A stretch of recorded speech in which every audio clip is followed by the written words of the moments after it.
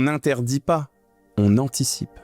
Donc comment est-ce qu'on a fait les choses? C'est assez simple, encore une fois. Premièrement, on a défini ensemble avec François 10 repas express qu'il apprécie et qui bien évidemment sont équilibrés et qui peuvent faire le travail dans ce genre de situation. On a été de repas qui prennent 0 seconde à cuisiner, par exemple avec des formats un peu plateau télé, où l'idée est juste de rassembler des choses sur un plateau, à des repas qui, maximum cuisson incluse, prenaient 20 minutes de préparation. Par contre, j'insiste sur un point, je lui ai fait valider cette liste à plusieurs reprises parce que je voulais être sûr et certain que les solutions qu'on identifiait sont des choses qui lui plaisent et qu'il aime beaucoup. C'est facile d'être très motivé quand tout va bien et dire oui, dans ce genre de moment, je vais me contenter d'une salade verte et d'un blanc de poulet. Non, c'est pas ce que votre cerveau veut. Votre cerveau veut quelque chose qui lui procure du plaisir, qui active le circuit de la récompense. Et encore une fois, ça c'est très très important.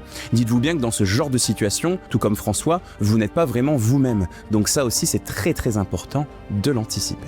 En fait, ici, ce qu'il faut comprendre, c'est qu'on ne l'a pas fait lutter contre ses pulsions. On a juste fait en sorte d'arrêter qu'il se mette dans des situations d'échec.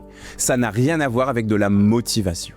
Et d'ailleurs, dans ce genre de moment, la motivation, elle n'existe plus. Malgré le fait que vous soyez fait des promesses de perte de poids, comme je vous le disais, vous n'êtes plus vous-même. Et la réponse à un manque de motivation, ce sont des process, des astuces toutes simples, comme celle-ci.